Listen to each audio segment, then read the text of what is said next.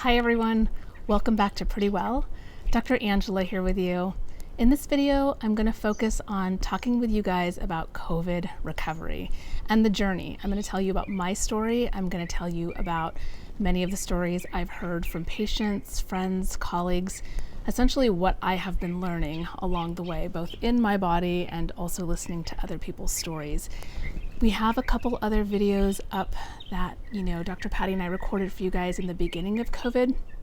We've been following all the learning, anything that's been shared research, where we've been able to get a glimpse on how to protect our bodies and how to essentially best mitigate having severe outcomes, complications. We don't know. Our bodies all respond differently, but we do know through some of the research now that some things have the potential to help us have a less severe ride through COVID. For example, having adequate vitamin D levels and glutathione levels, having adequate zinc levels. These are all helpful things. And we've covered some of those things in the previous videos, which I'll link to this one, and I'll just put some of that reminder information in the description box as well.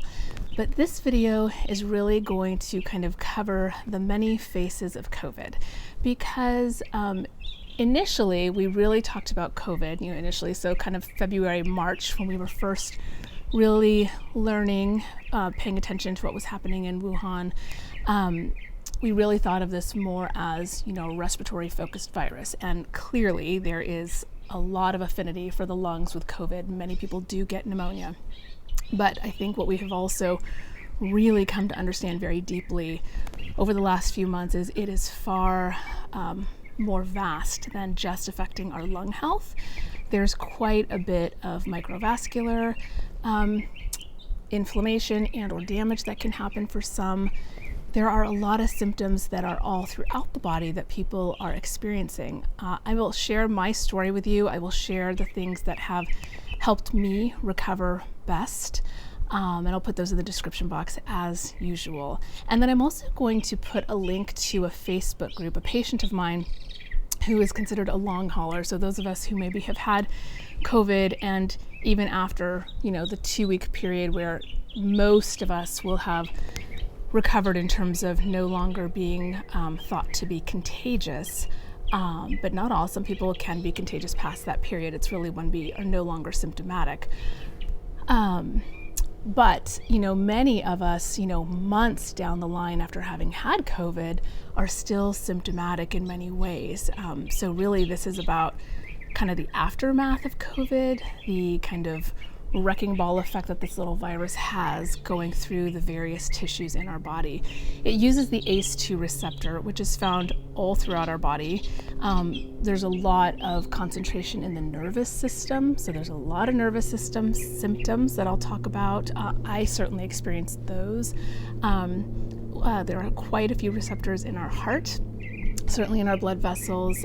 Many people have symptoms in their muscle tissue, and there's just a wide variety of how people experience the symptoms of COVID. And so when this patient of mine told me about this Facebook group, I joined it to just kind of check in to hear some of the many stories from around the world. It's so nice listening to people from all areas of the globe who are experiencing things, and it really put the wide range of symptoms that are going on into perspective for me, and help me think about areas to focus in on with recovery from COVID, really helping our tissues heal. So the intention of this video is really to help us think about, depending on the systems that might have been affected for each of us, how to really nurture and nourish those tissues so that we can feel better faster and not have to suffer as long. So if we can speed up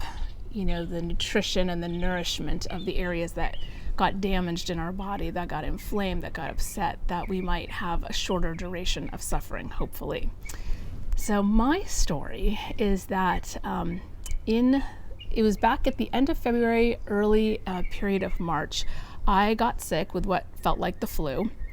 I was down for about 10 days, had pretty substantial headache at the time, had muscle aches, joints, very much kind of flu-y symptoms. I had no respiratory symptoms. I had mild spiking of temperature.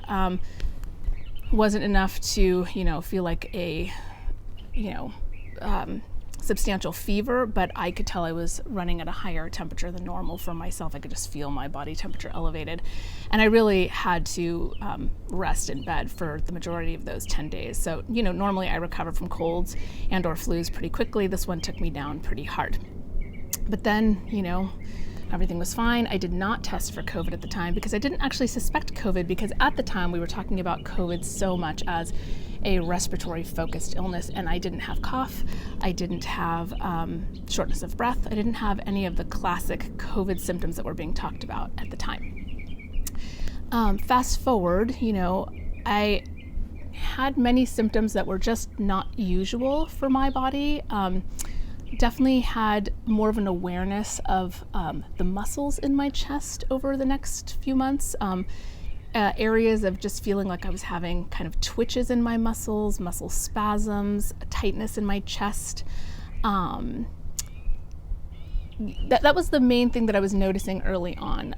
When we all had the official kind of lockdown that happened in Los Angeles, that was March 19th for us. Because I was home more and working from home, I started swimming more and was starting to walk more, and I would really notice after exercise just more twitching of muscles, more spasm of muscles. And I was taking electrolytes and I was taking all my usual supplements and extra COVID fortification supplements at that point, but it registered because it was atypical for me. I was like, kind of strange. And I definitely also experienced at the time some more abdominal pain that I couldn't really figure out.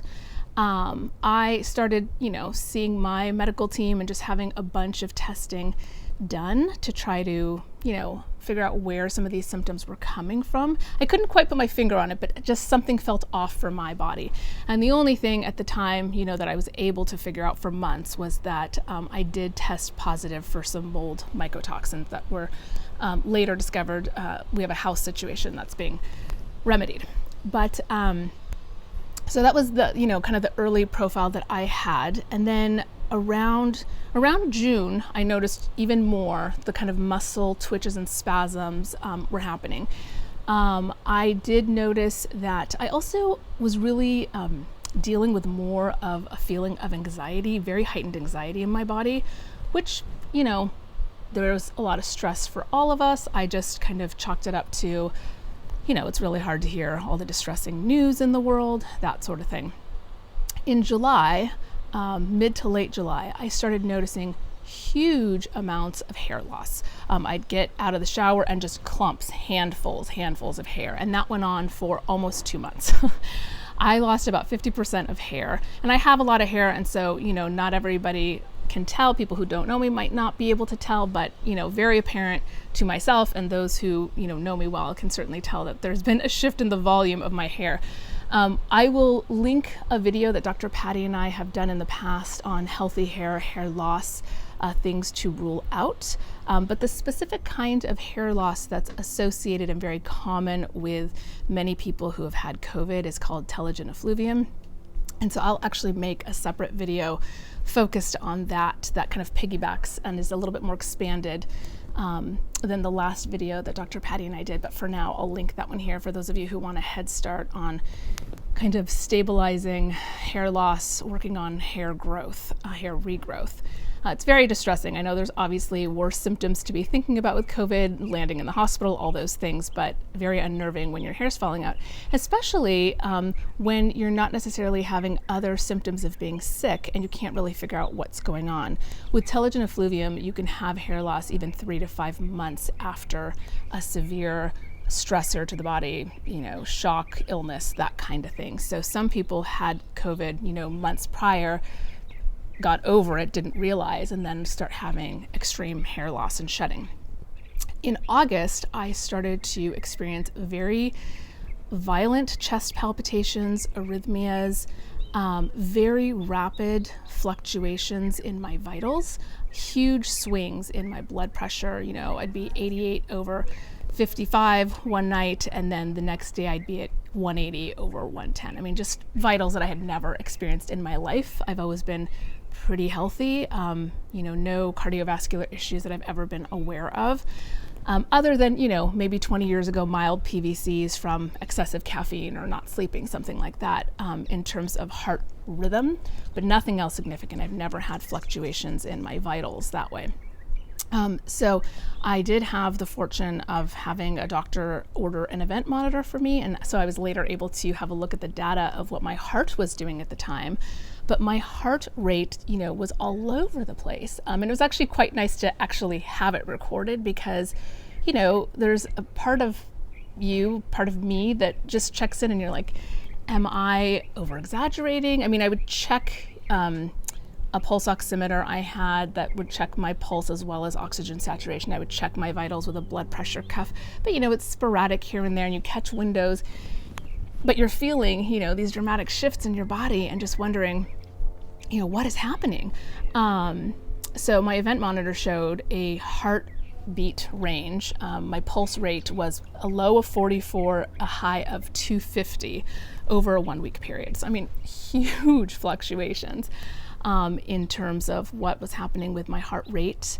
And it was very interesting. I had a very pronounced feeling of just almost feeling winded, but my pulse ox was always perfect. It was 98 to 100 the entire time. Maybe 97 was a low day. I never experienced, a decrease in oxygen saturation, even with walking or exercising or anything like that.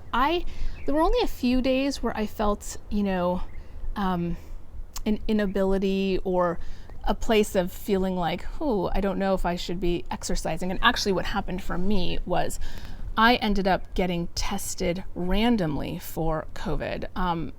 We weren't suspecting COVID in my case. My doctors thought it was stress. We were trying to figure out what had happened. I was like, this is so weird.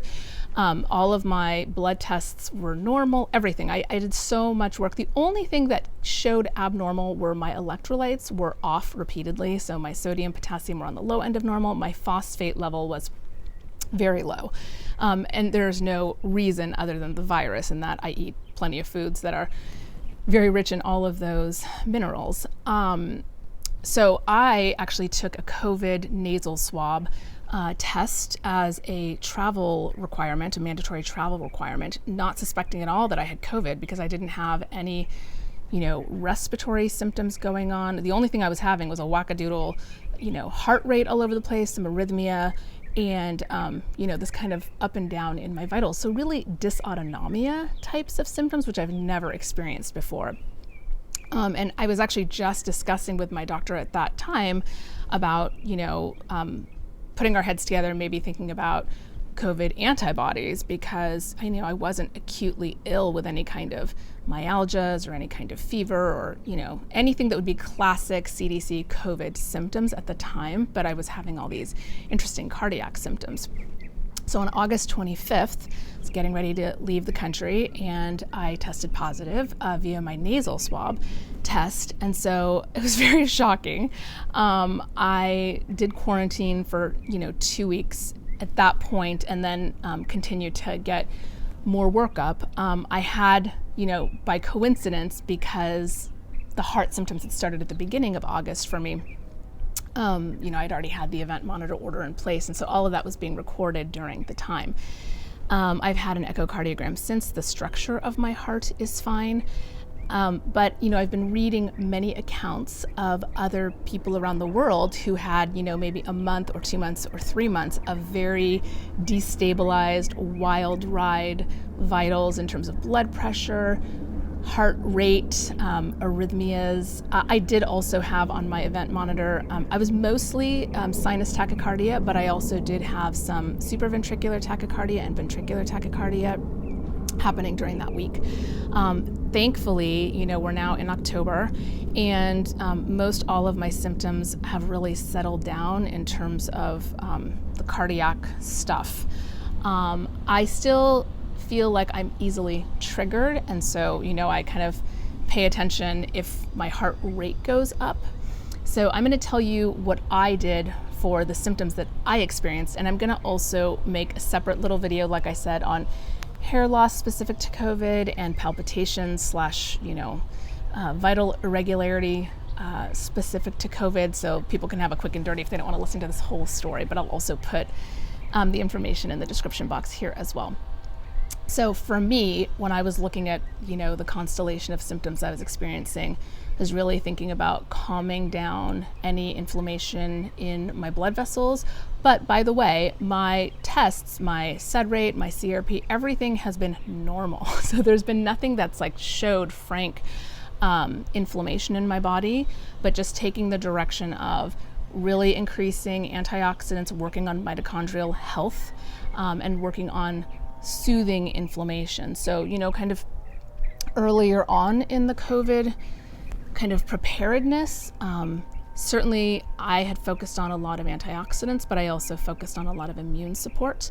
And so kind of on the tail end and recovering from COVID, some immune support, but not as much immune support, a little bit more focus on anti-inflammatory, tissue soothing, tissue repair types of nutrients. So fish oils have been very helpful for me.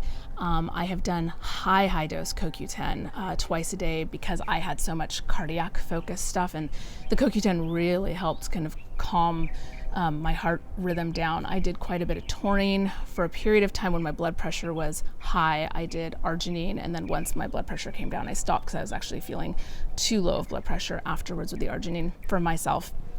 So I'll put these notes in the description box in terms of kind of differentiating. But of course, as usual with any of this stuff, this really needs to be individualized to you. And so take it to your integrative medical team, your naturopathic doctor, whoever it is that you're working on with your health and who's helping to customize a program that's appropriate to the symptoms that are going on for you, right? Because you might have lung, stuff going on with COVID and not heart stuff. And so, your needs for various nutrients may be different. So I'll give you what I did. I'll kind of put some general directions in terms of tissue recovery in the description box, and then, take it to your care team, get all your good testing done, and kind of see what checks out for yourself. So I've done a lot of vitamin E, alternating tocotrienols and tocopherols. I had a very interesting finding, and I think this is kind of like a little rare thing that's probably more specific to the dysautonomia stuff. I was taking a lot of liposomal nutrients, liposomal glutathione, liposomal vitamin C, liposomal multi, because liposomal CoQ10 even, because the liposomal deliveries are so well absorbed, and I was really thinking, boost the tissue levels quickly, saturate them, help my body recover very quickly. But I kept noticing that my heart raciness kept getting worse, and sometimes my arrhythmia symptoms kept getting worse immediately, half an hour after dosing with liposomal nutrients.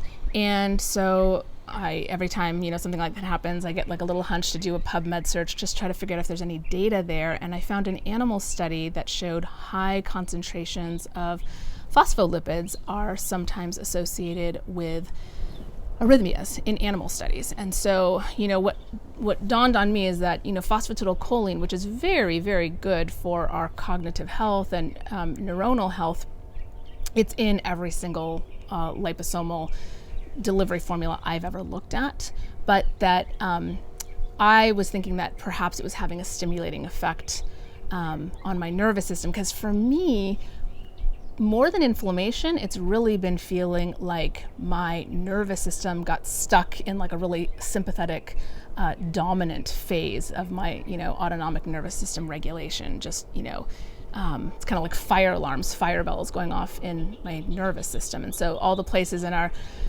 nervous system that regulate our breath rate and our breathing and, sorry, that's redundant. The breath rate and the heart rate is what I was trying to say. Blood pressure, that kind of stuff got really wonky for me.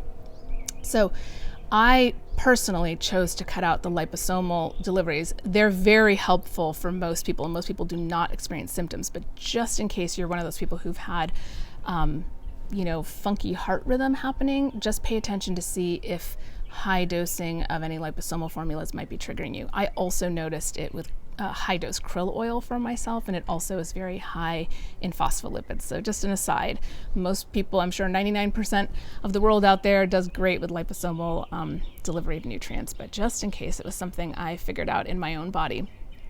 Vitamin C and bioflavonoids, very useful. I've stayed on my zinc and quercetin. Definitely have stayed on my melatonin and NAC.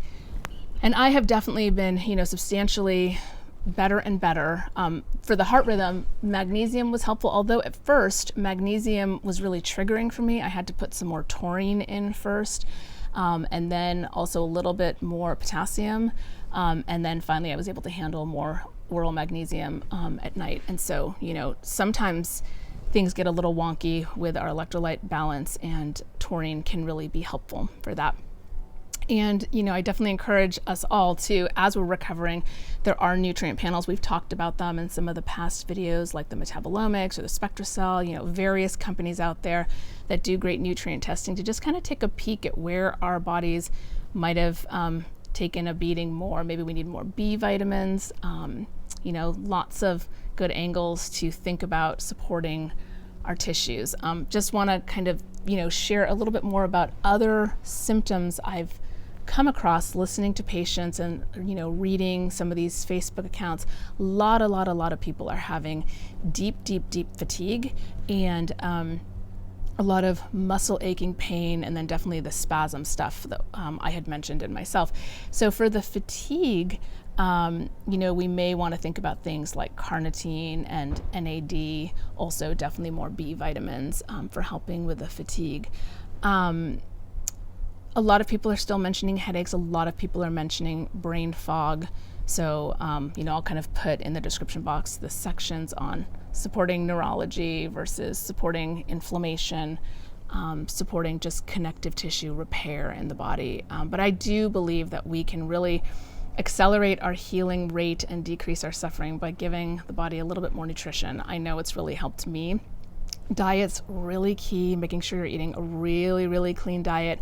I already eat so much produce, but I definitely have increased my greens intake. I very much feel well when I follow kind of more mitochondrial health focused diets like the Walls Protocol, paleo diet. I know we have a lot of plant-based diet people in our community as well, and that's just fine. Just really making sure you're getting adequate protein in, that's an anti-inflammatory source, and really getting lots of good essential fatty acids in, as well as lots and lots of greens and lots of colored fruits and veggies in. That'll be very, very helpful. Organic always. So diet, very much so, and then sleep as much as you can. Our body does lots and lots of repair work while it's sleeping. So just make sure to really get rest, not to push yourself. Exercise is wonderful in terms of circulation, but we really don't want to overexert ourselves when we are trying to recover, because the body needs its reserves to work on tissue healing. And so if we're exercising too hard, it's going to slow down the process and may make us more symptomatic. Be very careful with things like alcohol or smoking or just other things that are taxing on the body. We really don't want to stress our bodies out any more than we need to. We want to allow for deep healing. So that's what I think I've got for you in this video. If you guys have other questions, if you guys have other shares, if you have come through the other end of COVID and there's things that you'd like the community to know that have helped you, have been of benefit to you in your recovery, please share. I will put the link to the Facebook group. That's been so helpful. It's been so wonderful to hear so many stories across the globe, and definitely listening to my patients. I've also learned so much, and listening to my family and friends as well who have gone through COVID, just how it's looked so different for all of us. And I guess one final note too is, there's a lot of talk about how COVID is like the flu or like Epstein-Barr virus. And, I've been fortunate enough to have all of them in my lifetime. And I will say I have experienced the symptoms very differently. My initial feeling sick in March, which may or may not have been COVID because I didn't get tested at the time. And then, I tested positive in August. And it is possible to have, a test that's positive months later. It's not as common, but it is possible. So I don't know if those were COVID symptoms or not when I was first feeling flu symptoms in March, but that felt more flu-y to me. These other symptoms that I have had, I've never experienced hair shedding the way I did in July. I've never experienced, kind of violent chest palpitations, arrhythmias, swings in my vitals, these kinds of fluctuations in both blood pressure and heart rate the way I have with COVID. So that felt very different than the flu. I've had Epstein-Barr virus, and actually with Epstein-Barr virus, I personally had far more fatigue and lethargy, which I have not experienced as much with COVID, but I know that many people who are having COVID-19 have had a lot of, fatigue. So we experience things differently, but just that there seem to also be some differences as well in terms of how we may be experiencing each of these viruses in our system. Okay, I hope that helps you guys very much. Looking forward to seeing you back here soon. Keep letting Dr. Patty and I know what you want to learn about. We're so thrilled to have this community growing together, learning together, and we'll be back here soon with you with more content. Thanks so much for watching and being part of the community. Take really good care.